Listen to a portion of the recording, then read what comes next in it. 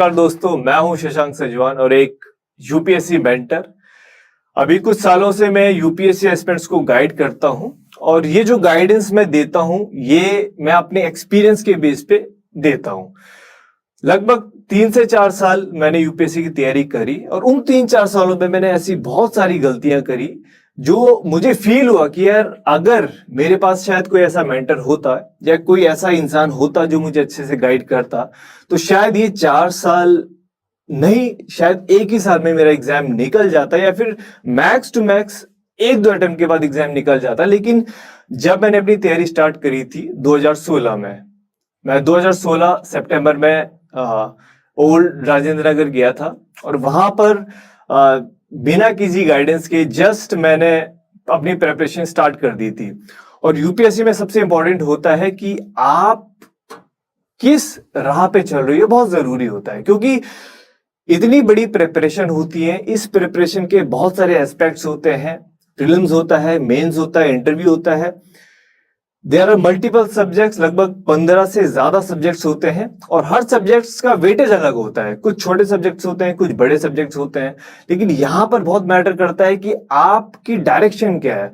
अगर कोई है जो आपको सही से गाइडेंस दे पाए तो आपकी प्रिपरेशन बहुत ही कंफर्टेबल जाएगी। लेकिन जब मेरी प्रिपरेशन स्टार्ट हुई थी तो उस टाइम पे थोड़ा सा लैक ऑफ गाइडेंस की वजह से मैं बिल्कुल डायरेक्शनलेस था। तो मैं आज आपको बताऊंगा कि एक यूपीएससी एस्पिरेंट कैसे इन प्रॉब्लम्स को टैकल कर सकता है, ठीक है, और अपनी प्रिपरेशन को कैसे स्मूथ कर सकता है। तो जो इंपॉर्टेंट एस्पेक्ट्स होते हैं इस एग्जाम के, तो वो मैं आप सबके साथ शेयर करूंगा और जो मैंने गलतियां करी थी तो वो भी मैं आप लोगों के साथ शेयर करूंगा। पिछले कुछ सालों से मैं बहुत सारे एस्पिरेंट्स के साथ कनेक्टेड रहा हूं एंड इनफैक्ट मेरे बहुत सारे स्टूडेंट्स हैं who are connected with me on a daily basis. तो जो मेंटेलिटी होती है वो बहुत मैटर करती है इस एग्जाम में। तो मैंने एक चीज जो एक्सपीरियंस करी है, जो एस्पिरेंट्स होते हैं when they start their preparation, तो कुछ वो जो बेसिक गलतियां करते हैं, जैसे कि इस एग्जाम को सबसे पहले है कैजुअली लेते हैं। भाई देखो, ये बहुत बड़ा एग्जाम होता है, प्रिपरेशन आपकी बहुत लंबी चलती है, तो इस एग्जाम को आप कैजुअली नहीं ले सकते हो, पहली चीज। दूसरी बात होती है कि एक जो मिथ है मार्केट में कि भाई बहुत टफ एग्जाम है। Yes, it is not a tough exam, it is a challenging exam. तो एक टफ होता है कि भाई टफ एग्जाम, टफ चीज वो होती है जो हम कभी पार नहीं कर पाएंगे, लेकिन ये टफ नहीं होता है। This is challenging, you can definitely clear it अगर आप सही डायरेक्शन में चलेंगे। तो मेंटालिटी कैसी होनी चाहिए एक एस्पिरेंट की? देखो, अगर मेंटालिटी की बात करते हैं तो सबसे पहले तो ये होता है कि आपको पता होना चाहिए कि आप इस एग्जाम को क्यों दे रहे हो। देखो, the why is very very important. मैं हमेशा बोलता हूं जब आपको प्रिपरेशन स्टार्ट करनी है तो forget about NCERTs, forget about optional subject, forget about कि मैं कहां से कोचिंग लूंगा, मैं कहां से पढ़ूंगा। The only thing that matters is कि मुझे इस एग्जाम को देना क्यों है, बिकॉज यहाँ पे 99% एस्पिरेंट्स फेल हो जाते हैं। क्योंकि तो अब हम दूसरे पॉइंट की बात करते हैं, अंडरस्टैंडिंग द एग्जाम। देखो, सबसे इंपॉर्टेंट चीज होती है इस एग्जाम में, सबसे पहला स्टेप होता है to figure out your why. Second step होता है टू अंडरस्टैंड द एग्जाम। देखो, इस एग्जाम को समझना बहुत जरूरी होता है क्योंकि ये 1 या 2 या 3 महीने का प्रिपरेशन से नहीं आपका क्लियर होगा। Some time you have to invest 1 year और ये 2 साल भी लग सकते हैं आपको प्रिपरेशन में। तो इस एग्जाम को आप जितने जल्दी समझोगे तो उतना आपके लिए आसान होगा। क्योंकि होता क्या है, बहुत से स्टूडेंट जब प्रिपरेशन स्टार्ट करते हैं without even going through the previous year questions, without even understanding the exam pattern, वो सीधे प्रिपरेशन स्टार्ट कर देते हैं। मार्केट में जो चीज सुनी है they will simply go for it, but ये बहुत गलत तरीका होता है। मेरा ये मानना होता है कि अगर आपने एग्जाम को समझ लिया तो half of the battle is won. Basically आपको समझना है बस एग्जाम को, और समझने का मतलब क्या होता है, एक एग्जाम को आपको ऐसे समझना है कि भाई यूपीएससी की डिमांड क्या होती है, that is what you have to target. Basically आपको पता होना चाहिए कि यूपीएससी एक एस्पिरेंट में क्या ढूंढता है, ठीक है। तो आप जितना ज्यादा एग्जाम को समझोगे उतना ज्यादा आप समझ पाओगे कि मेरे को प्रिपरेशन कैसी करनी है। क्योंकि ऐसे बहुत से सब्जेक्ट्स होते हैं, if you look at the syllabus तो आपको पता नहीं चलेगा कि ऐसा कौन सा सब्जेक्ट है जिसका ज्यादा वेटेज है, ऐसा कौन सा सब्जेक्ट है जिसका कम वेटेज है। बट जब आप प्रीवियस ईयर क्वेश्चंस को गो थ्रू करेंगे, जब आप थोड़े से एग्जाम पैटर्न को गो थ्रू करेंगे, तब आपको थोड़ा सा रियलाइज होगा कि भाई इस एग्जाम को हमको कैसे लेके चलना है। तो second most important thing is exam को समझिए, और समझने के लिए मैं बस दो चीजें कहता हूं। पहला है कि एक तो प्रीवियस ईयर क्वेश्चंस को आप गो थ्रू करें, अच्छे से सॉल्व नहीं करना है स्टार्टिंग में, बस समझना है कि किस तरीके से questions are framing. And second होता है कि थोड़ा सा आप सिलेबस को गो थ्रू करो कि भाई सिलेबस कैसा है, क्योंकि जब भी आपको पढ़ना होता है you have to study according to syllabus only. अभी क्या है, जैसे बहुत से स्टूडेंट्स कंफ्यूज होते हैं कि हमें नहीं पता कि मैगजीन में क्या पढ़ना है, बुक में क्या पढ़ना है, बट व्हाट मैटर्स इज कि अगर आपने सिलेबस को देखा है, उसको अच्छे से समझा है, तो यू नो कि what you have to study. और तीसरी चीज होती है एग्जाम पैटर्न। अभी क्या है कि बहुत से स्टूडेंट्स जब प्रेपरेशन करे हुए 4-5 महीने हो जाते हैं, उनको ये तक नहीं पता होता कि GS2 और GS3 में सब्जेक्ट्स कौन से होते हैं। आपको अगर एग्जाम पैटर्न ही नहीं पता तो how will you make your strategy, आप अपनी स्ट्रेटेजी कैसे बनाओगे जब एग्जाम को आपको ये नहीं पता है कि भाई ये सब्जेक्ट भी होता है या फिर ये पर्टिकुलर सब्जेक्ट है, इसमें इसका वेटेज इतना है, तो किसको कितना टाइम देना है, किसको कितना टाइम नहीं देना है। दिस इज वेरी इंपॉर्टेंट, जो आपको पता होना चाहिए। तो ये सबसे इंपॉर्टेंट पार्ट होता है एक प्रिपरेशन का, कि why has to be clear, and second you have to understand the exam, and once you do these two things, after this आपकी प्रिपरेशन बहुत स्मूथली जाएगी। तो अब हम बात करते हैं कि हम प्रीलिम्स को कैसे अप्रोच करें, मेंस को कैसे अप्रोच करें और इंटरव्यू को कैसे अप्रोच करें। देखो, यहां पे एक चीज आपको ये समझनी होगी कि प्रीलिम्स की अलग से प्रिपरेशन नहीं होती है, मेंस की अलग प्रिपरेशन नहीं होती है, और इंटरव्यू की अलग प्रिपरेशन नहीं होती है। दिस एग्जाम इज कंबाइंड, यानी कि फर्स्ट डे से आपको तीनों की प्रिपरेशन करनी पड़ेगी। अगर मैं बात करता हूं सबसे पहले इंटरव्यू की, because this is very common. Interview के लिए आपको कोई किताबें नहीं पढ़नी है कि हम ये किताबें पढ़ेंगे तो हमारा इंटरव्यू क्लियर हो जाएगा। It is also not known as interview, it is called personality test. तो वहां पे वो सिर्फ आपकी पर्सनैलिटी चेक करेंगे, वो सिर्फ सामने ये देखेंगे कि जो सामने हमारे कैंडिडेट हैं, क्या उनके पास एक ऑफिसर वाली क्वालिटी है कि नहीं है, that is it.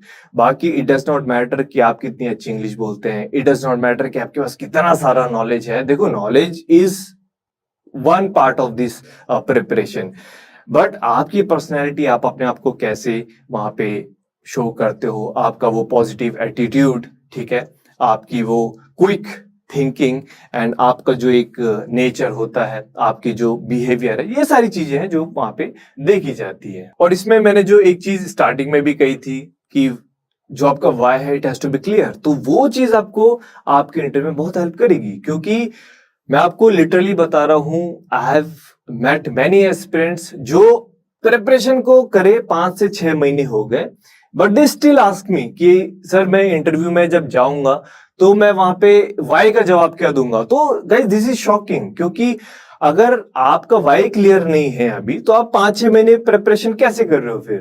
What are you preparing for? अगर आपको अपना वाई क्लियर नहीं है तो why has to be clear. तो इंटरव्यू की प्रिपरेशन आपकी डे 1 से स्टार्ट होगी। तो डोंट थिंक कि मेंस के बाद आप अपनी प्रिपरेशन करेंगे। तो द मोमेंट आपने सोचा कि I want to be I want to be an officer, तो आपकी प्रिपरेशन डे 1 से होनी चाहिए। अब बात करते हैं हम प्रीलिम्स और मेंस की, जहां पर कि most of the aspirants are confuse, ठीक है। अब इसको ध्यान से सुनिएगा। देखिए, जो प्रीलिम्स होता है और जो मेंस होता है, अब आपको एक चीज ये समझनी है कि प्रीलिम्स और मेंस आर नॉट सेपरेट, ठीक है। ऐसा नहीं कि आप बोलोगे कि 6 महीने मेरे को प्रीलिम्स की तैयारी करनी है एंड उसके बाद मैं मेंस की तैयारी करूंगा, ऐसा नहीं होगा। बिकॉज प्रीलिम्स और मेंस में ऐसे बहुत से सब्जेक्ट्स होते हैं जो कॉमन होते हैं। तो यहां पे हम स्टार्ट करेंगे विद द कोर सब्जेक्ट्स। आपको ये नहीं देखना है कि मैं प्रीलिम्स की तैयारी करूंगा, मैं मेंस की तैयारी करूंगा, आपको अपने कोर सब्जेक्ट सबसे पहले उठाने हैं। बस फर्क सिर्फ इतना सा रहेगा कि प्रीलिम्स के लिए आपकी अप्रोच अलग रहेगी। प्रीलिम्स के लिए आपको फैक्चुअल अप्रोच रखनी है, यानी कि जो फैक्चुअल चीजें होती हैं, डेटा, इंफॉर्मेशन, ठीक है, जो आपको मेमोराइज करनी है, वो प्रीलिम्स पर्सपेक्टिव से आपको ज्यादा पढ़नी है।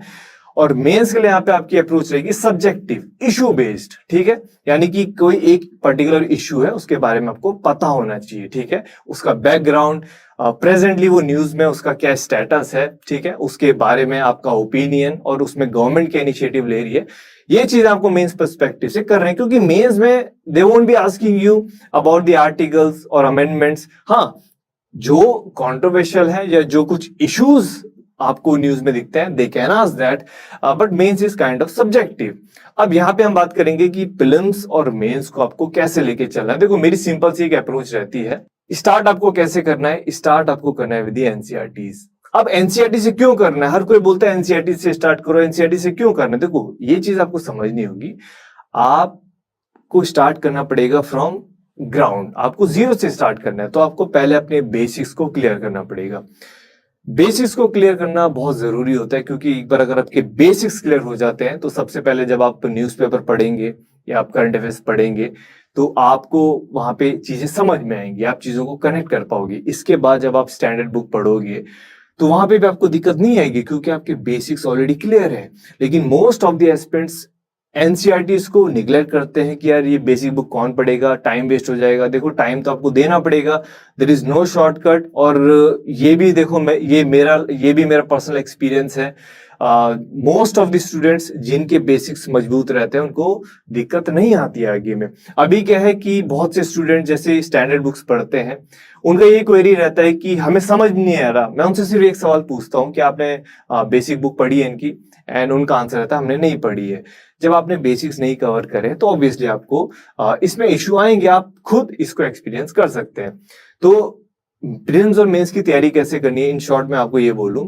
देखो जब आप अपने बेसिक्स कर रहे होंगे, जब एनसीईआरटीज कर रहे होंगे, तो वहां पे आपको अपने ऑप्शनल की तैयारी करनी है।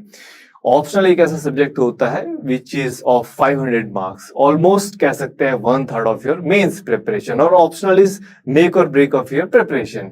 अगर ऑप्शनल में आप अच्छा स्कोर करते हो तो डेफिनेटली आपका लिस्ट में नाम पक्का है। नाउ प्रीलिम्स और मेंस की आपको इंटीग्रेटेड प्रिपरेशन करनी है फॉर एटलीस्ट 4-5 मंथ्स, जिसमें कि आपको कोर सब्जेक्ट्स टारगेट करने हैं। कोर सब्जेक्ट्स कौन से होते हैं? कोर सब्जेक्ट्स वो होते हैं जो कि प्रीलिम्स में भी आते हैं, मेंस में भी आते हैं, और जिनका हाई वेटेज होता है पूरी यूपीएससी प्रिपरेशन में। और अगर आपने कोर सब्जेक्ट्स कवर कर दिए तो आपकी ये लगा लीजिए कि 60-70% of the preparation is done.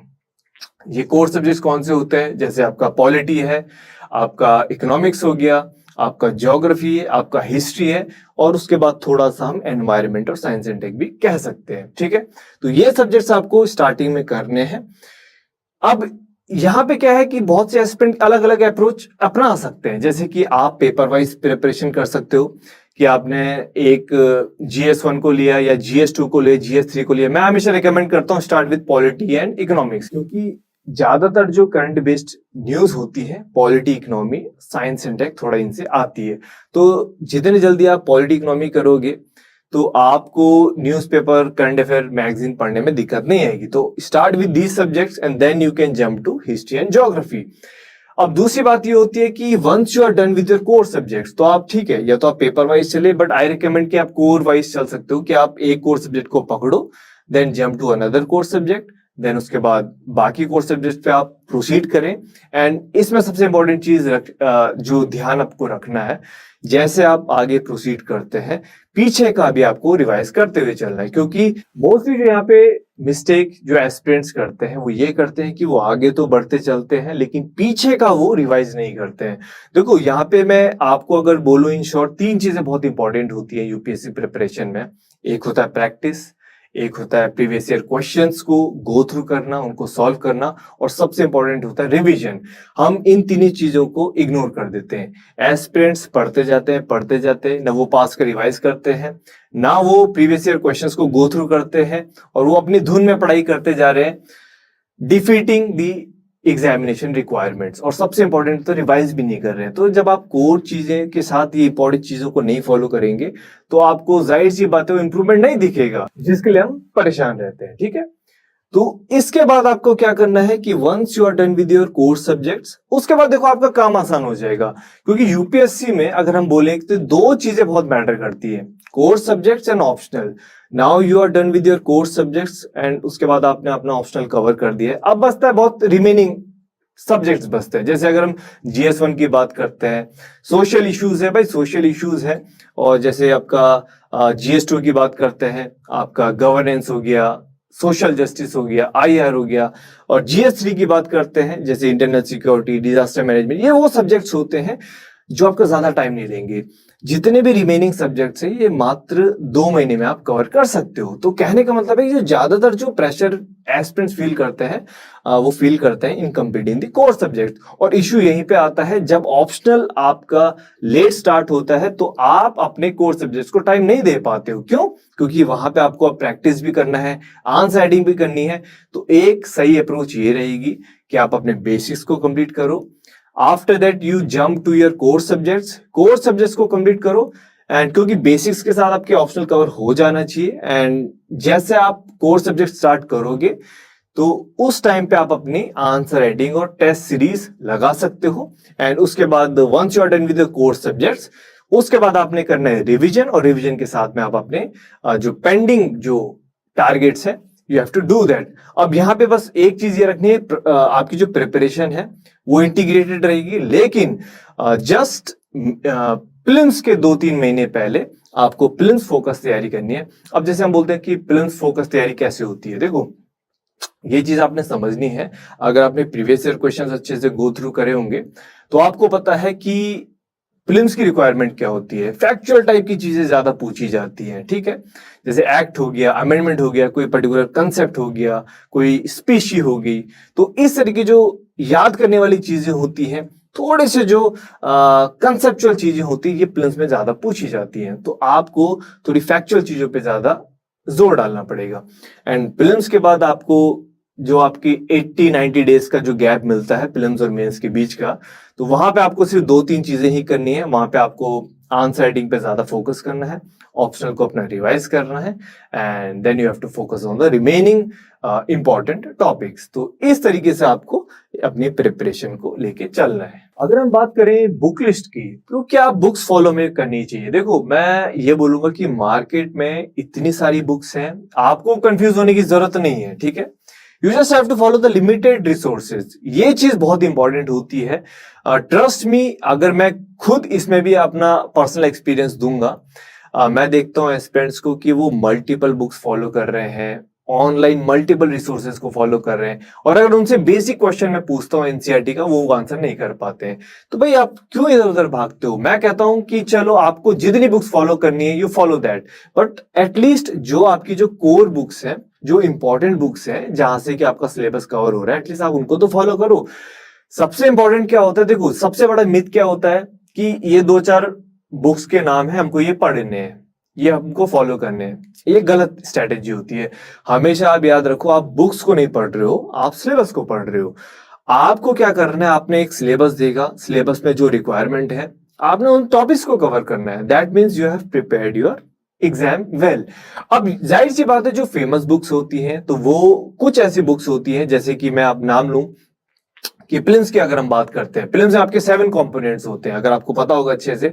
पहला जो पॉलिटी होता है, एनसीईआरटीज को अगर मैं बोलूं, एनसीईआरटीज एक प्रायोरिटी है, ठीक है, इट इज मैंडेटरी। तो एनसीईआरटीज को मैं यहाँ पे इंक्लूड नहीं करूंगा। एनसीईआरटीज आपको सबकी पढ़नी है, जो जो आपके कोर सब्जेक्ट्स हैं। प्रीलिम्स के लिए आप लक्ष्मीकांत करो, and that is more than sufficient. आपको इसके अलावा जाने की जरूरत नहीं है। मार्केट में आपको जितना भी कंपाइलेशन मिलेगा इसी बुक का मिलेगा।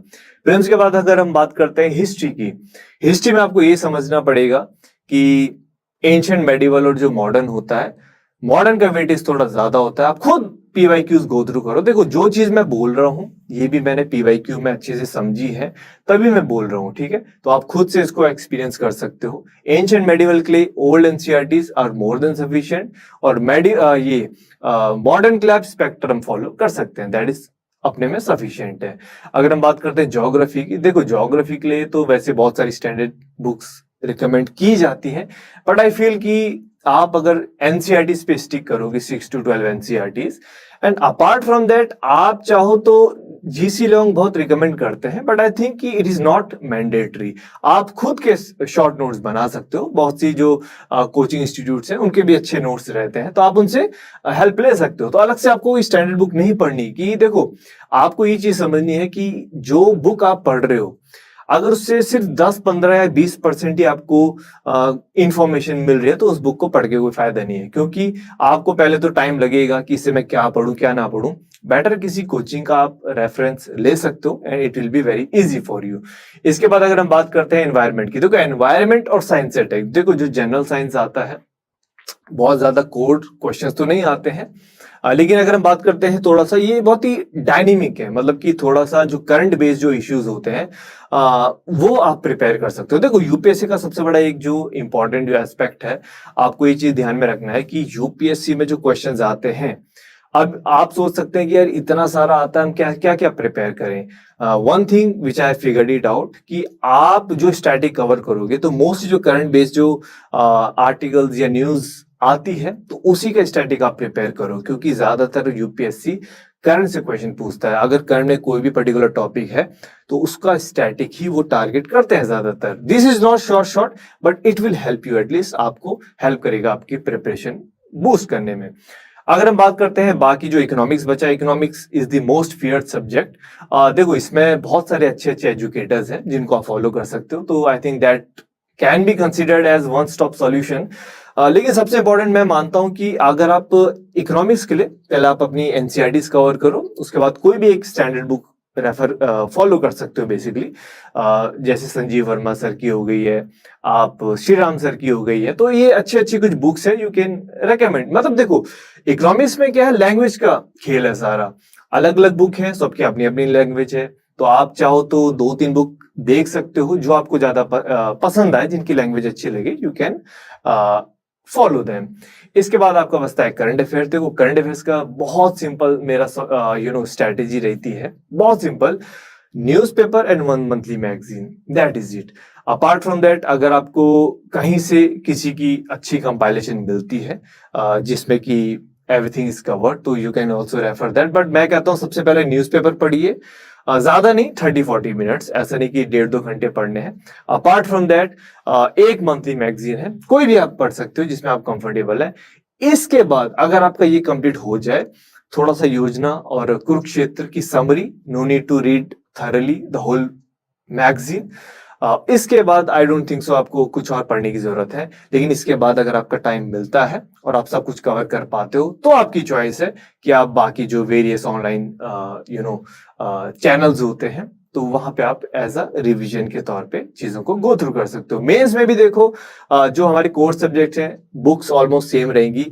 अब बात आती है जो कुछ ऐसे सब्जेक्ट्स होते हैं तो मैं उनके लिए स्टैंडर्ड बुक तो रिकमेंड नहीं करूंगा। मैं बोलता हूं कि मोस्टली जो जैसे आपके मेंस के जो टॉपिक्स होते हैं, जैसे सोशल इश्यूज हो गया, इंटरनल सिक्योरिटी हो गया, आपका वर्ल्ड हिस्ट्री हो गया है, ये ऐसे ऐसे सब्जेक्ट्स हैं जहां से कि 1 या 2 क्वेश्चन आएंगे। अगर वर्ल्ड हिस्ट्री की हम बात करते हैं, अब 9, 10th और 11th की आप एनसीईआरटी पढ़ोगे तो मेंस वर्ल्ड हिस्ट्री के कितने क्वेश्चन आ रहे हैं, 1-2 मुश्किल से। अब उसमें आपको टाइम लग जाएगा 1.5 या 1 महीना लग जाएगा पूरी वर्ल्ड हिस्ट्री की एनसीईआरटी पढ़ने में। तो यहाँ पे आपको सेंसिबली चीजों को टारगेट करना है। आपको बस ये देखना है कि कौन सी चीज पढ़ के मुझे ज्यादा बेनिफिट मिल रहा है, पहले मैं उनको कवर करूंगा। उसके बाद जो छोटे मोटे सब्जेक्ट्स हैं, किसी रेप्यूटेड या जो ट्रस्ट वर्दी कोई इंस्टीट्यूट है, उनके आपने नोट्स पढ़े and you are good to go with that. तो इस तरीके से आपने अपने रिसोर्सेज को फाइनलाइज करना है। तो रिसोर्सेज सबके अलग रहेंगे, तो कोई भी आप रिसोर्स अगर फाइनलाइज करते हो तो it might differ with the other aspirant, इससे फर्क नहीं पड़ता है। द होल पॉइंट इज कि आपकी जो रिक्वायरमेंट है इट मस्ट बी फुलफिल्ड, और जो सिलेबस की जो एक रिक्वायरमेंट होती है, जो टॉपिक्स होते हैं, अगर आपने वो कवर कर दिए तो that would be more than sufficient. और बाकी तो देखो बाकी एस्पेरेंट का होता है कि वो किस तरीके से चीजों को पढ़ते हैं। इट इज नॉट अबाउट कि what books you read, it's all about कि आप पढ़ते कैसे हैं। That is very very important, क्योंकि देखो अगर हम बुक लिस्ट की बात करते हैं, रिसोर्सेज की बात करते हैं, मार्केट में सब कुछ अवेलेबल है, फ्री में अवेलेबल है, इतने सारे टॉपर्स हैं, सब ने बहुत सारी चीजें रिकमेंड करी है, बट आप चीजों को कैसे लेते हो, आप अपनी प्रिपरेशन को कैसे डायरेक्शन देते हो, that is what matters in this UPSC preparation. अभी बस मैं इतना बोलूंगा बहुत से एस्पिरेंट्स को जो मुझे सुन रहे हैं। देखिए मैं इतना बोलूंगा यार कि जो यूपीएससी की प्रिपरेशन है, इसमें सबसे इंपॉर्टेंट जो चीज मैटर करती है वो है पेशेंस। आज की डेट में बहुत से एस्पिरेंट्स के पास पेशेंस नहीं है। I have met many aspirants जो 2 या 3 साल बाद एग्जाम दे रहे हैं और उनका सबसे पहला सवाल रहता है कौन सी बुक में छोड़ूं। आपने अभी जस्ट प्रिपरेशन स्टार्ट करी, आप छोड़ने की बात करते हो। देखो मैं इतना बोलूंगा कि एटलीस्ट जो एक कुछ जो बुक्स होती है वो पढ़नी चाहिए, और पढ़नी पड़ेंगी। तो सबसे पहली मिस्टेक तो जो मैंने करी थी, मैंने बेसिक्स को अवॉइड किया था, मैं सीधे स्टैंडर्ड बुक्स में जंप किया था, जिसका मुझे खामियाजा भी भुगतना पड़ा। तो आप ऐसे मत करिए प्लीज। अगर आपके बेसिक्स क्लियर नहीं है तो प्लीज पहले आप अपने बेसिक्स को कवर करें, then only jump to standard books, ठीक है। इससे क्या होगा कि आपका जो फाउंडेशन है बहुत मजबूत रहेगा, और जिसका फाउंडेशन मजबूत है उसको आगे इश्यू नहीं आएगा, ठीक है, पहली चीज। दूसरा होता है optional selection. Optional selection is very important this UPSC preparation. मेरे बहुत से खुद के ऐसे एस्पिरेंट्स हैं जिन्होंने ऑप्शनल को सिलेक्ट करने में बहुत टाइम लिया, जबकि मैंने बोला है कि ऑप्शनल एक ऐसा सब्जेक्ट होता है, the moment you start your preparation, day 1 से आपको सोचना है कि मुझे कौन सा ऑप्शनल सेलेक्ट करना है, because there are many aspirants 2-3 महीने वो आराम से ऑप्शनल सेलेक्ट करने में लेते हैं, उसके बाद कोई गलत ऑप्शन ले लेते हैं, उसकी कोचिंग ले लेते हैं, एंड देन उसके बाद 2 महीने बाद आते हैं कि सर अब इसमें मन नहीं कर रहा पढ़ने का। तो दैट इज वैसे कि जो तरीका होता है, 2-4 स्टेप होते हैं कि भाई आपका इंटरेस्ट किस में है। अगर आपने ग्रेजुएशन उसमें किया है, you can follow that basically.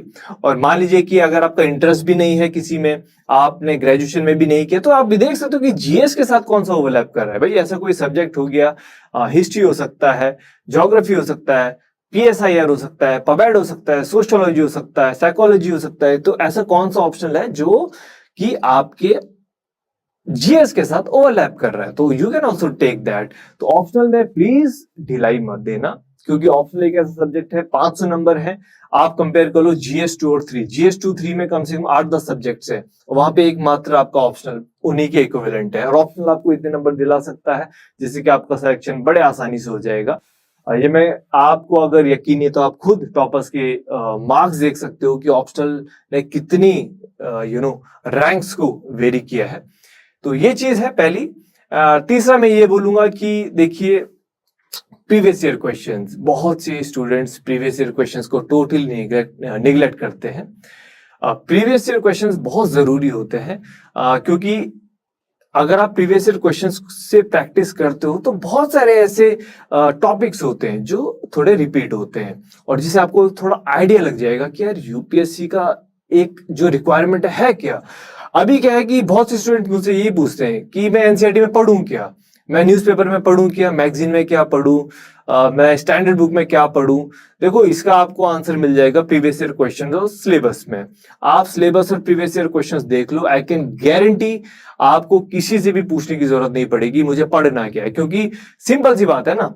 अगर आपको पता है कि पॉलिटी में आता क्या है, आप प्रीवियस ईयर क्वेश्चन उठा के देख लो ना कि भाई पॉलिटी में कैसे क्वेश्चन आ रखे हैं, उसके बाद आपको पता चल जाएगा कि पॉलिटी में कैसे क्वेश्चन आते हैं, आपको किसी से पूछने की जरूरत नहीं पड़ेगी। लेकिन द थिंग इज की nobody wants to do the hard work. हम सब चाहते हैं कि हमको कोई बता दे कि ऐसे करना है वैसे करना है, बट यूपीएससी एग्जाम ऐसा एग्जाम है जहां पे आपको खुद को इनोवेट करना पड़ेगा। अगर आप खुद से एफर्ट नहीं मारोगे तो चाहे आपको बेस्ट मेंटर भी मिल जाए, वो भी आपका एग्जाम नहीं निकला सकता, आपको अपना एफर्ट तो मारना पड़ेगा। तो एंड में यही बोलूंगा मैं 2-4 चीजें कि देखो पेशेंस होना चाहिए, आपका why has to be the clear,